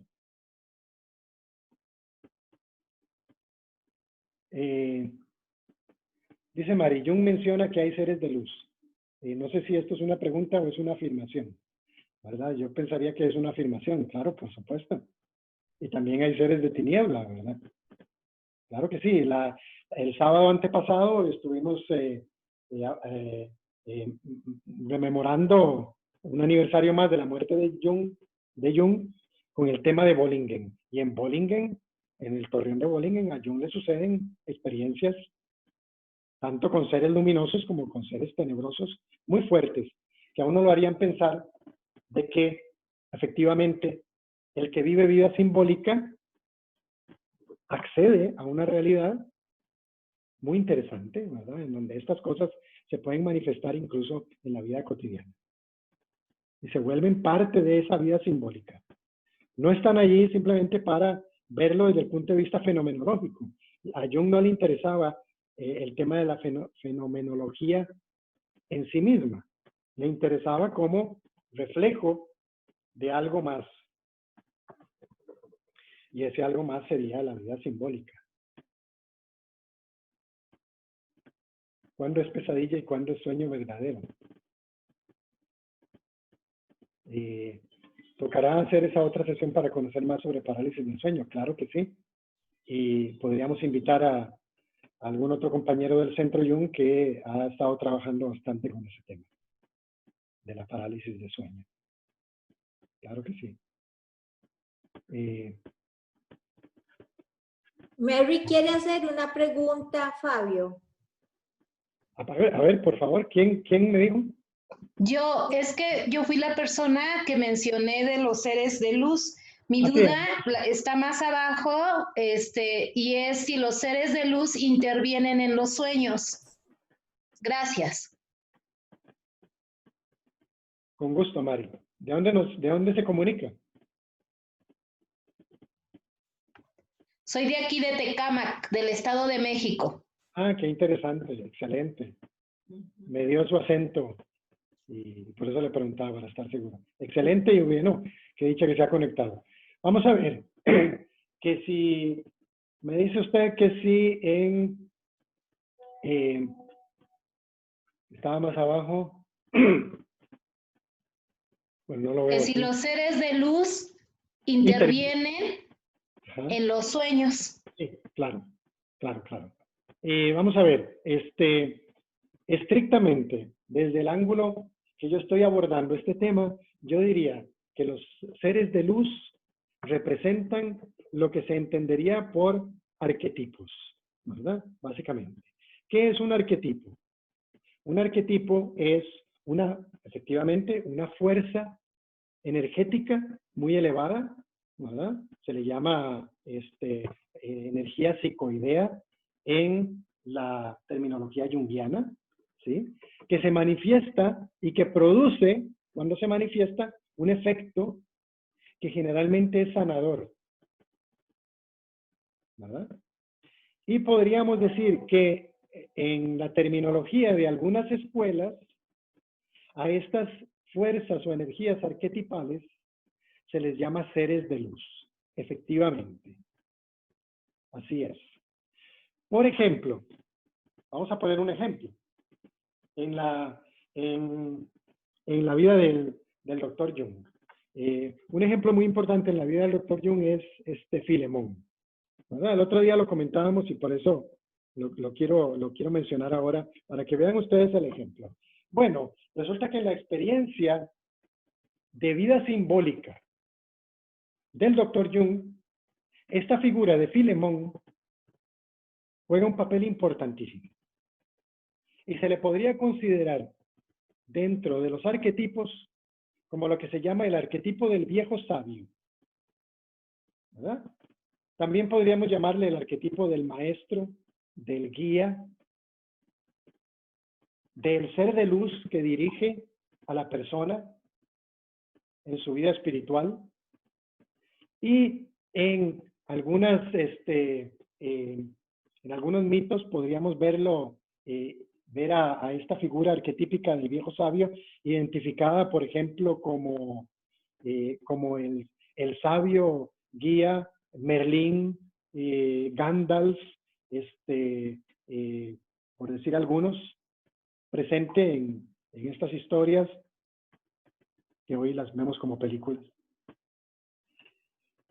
Resulta que Jung, cuando entra en contacto con Filemón, Filemón se le presenta con un atuendo muy particular, o sea, una vestimenta muy particular, que es la de un pájaro que se llama martín pescador. En inglés le llaman el kingfisher.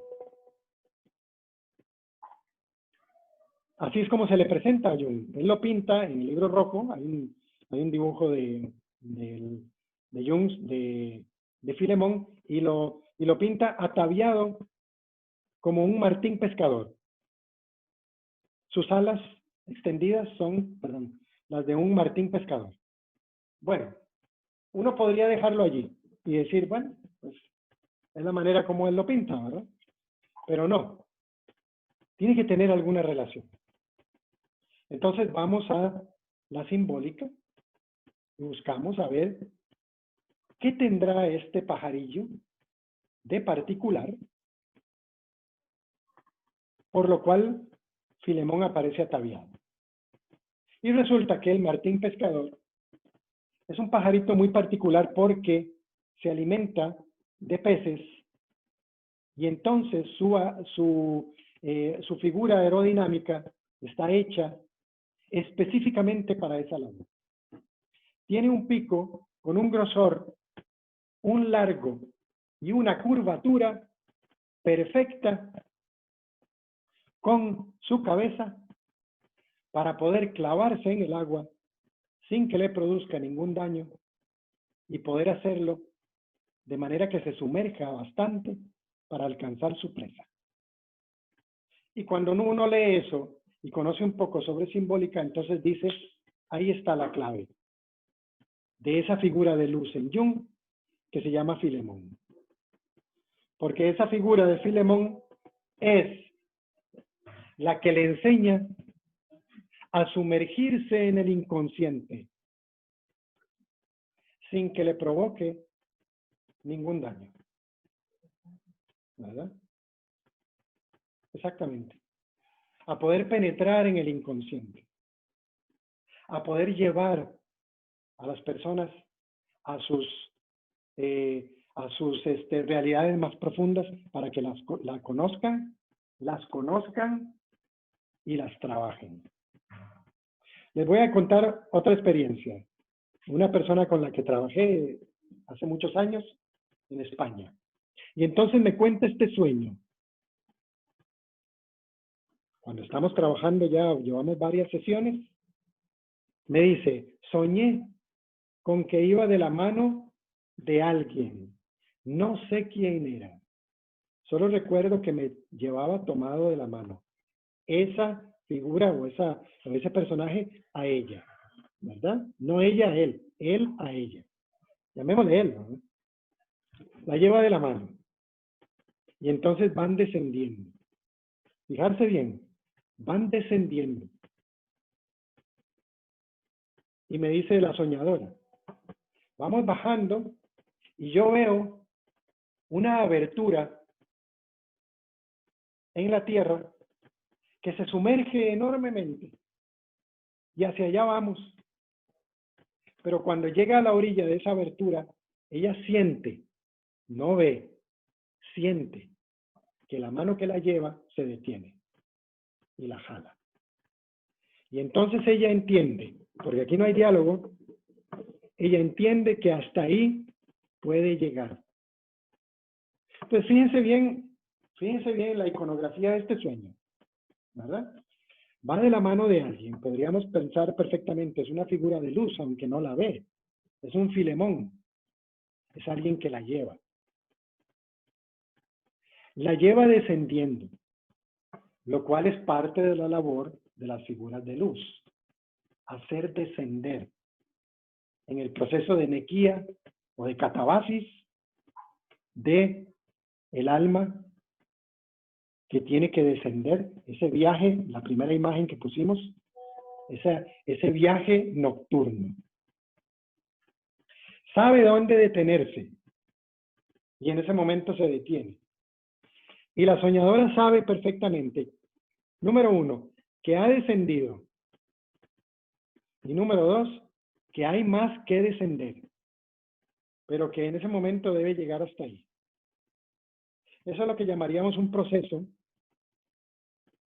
¿verdad?, de catabasis o de descenso, o de depresión, porque es una depresión en donde se sumerge, dirigida por una figura arquetípica, por un arquetipo que tiene la inteligencia, la conciencia, o llamémosle la luz, para poder guiar el alma de esa persona.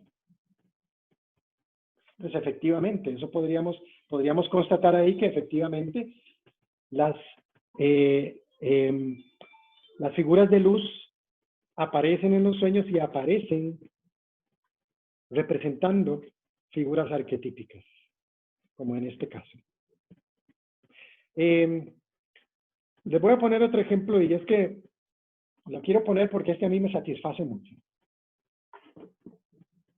que es de la película Excalibur. Ya la he mencionado antes y se las vuelvo a recomendar. Excalibur. Pero Excalibur, la versión de John Boorman, porque cualquier otra que consigan no va a servir más que para destacar las dotes histriónicas de un actor norteamericano, seguramente. No, esta no. Esta está fundamentada en el mito de Arturo. Versión de John Boorman, se llama el director. Es de 1979, me parece. Bueno, hay una escena maravillosa donde Morgana, que es la hermana de Arturo, hermana por parte de madre, porque Arturo es un bastardo, y Arturo nace de la violación de su madre por parte de su padre, que era Uther Pendragon, un guerrero luchador muy conocido. Y entonces su hermana Morgana quiere convertirse en una maga de prestigio, ¿verdad? Y entonces convence a Merlín de que lo lleve, fijarse bien, al lugar donde él ha aprendido todo lo que sabe. Y entonces Merlín, cansado de que le estén jodiendo la vida, le dice a Morgana, ¿está bien? Le dice, ¿pero estás dispuesta? Y ella le dice, claro que sí. Y entonces la lleva a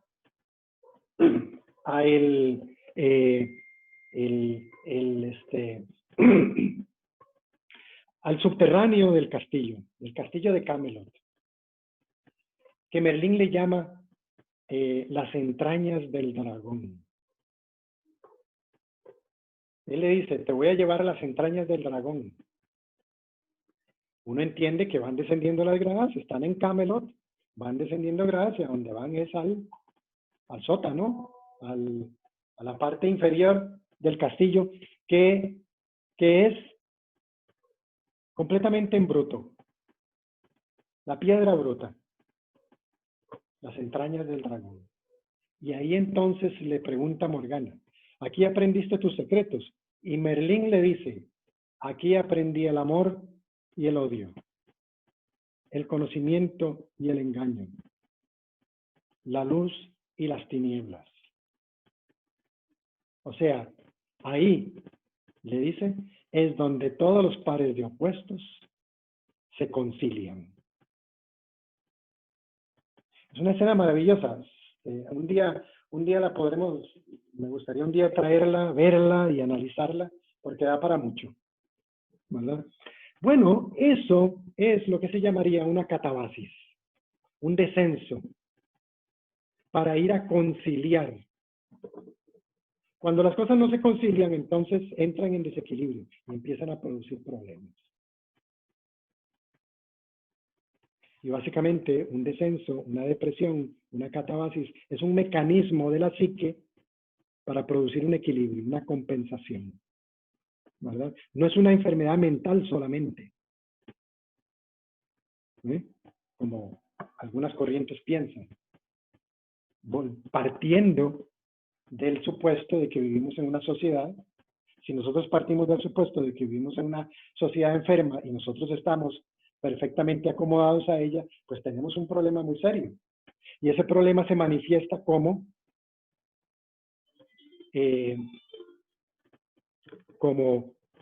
problemas mentales muchas veces. sin darnos cuenta de que es un mecanismo de la psique para producir un equilibrio. Y es donde aparecen estos llamados seres de luz, figuras arquetípicas que permiten producir equilibrio. Gracias. Con mucho gusto. Vamos a ver si hay algo más aquí en el chat. Tocará hacer otra sesión, ya comenté, claro, tocará hacer otra sesión. Muy bien. Bueno, pues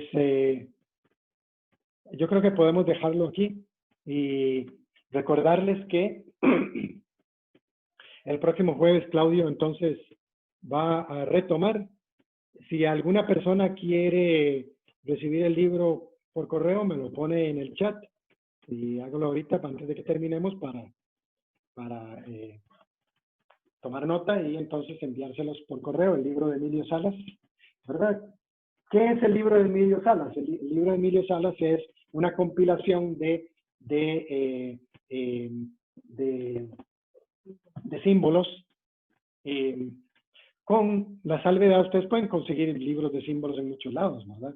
Pero el libro de Emilio Salas tiene la particularidad que a nosotros nos encanta, al menos a mí y a Claudio, de que no le dice a usted específicamente, esta imagen, esta figura es esto. No, sino que le permite a usted la libertad de reflexionar al respecto. Conocer qué puede significar, pero no necesariamente decirle que un sueño con esto es tal cosa, un sueño con aquello es tal otra.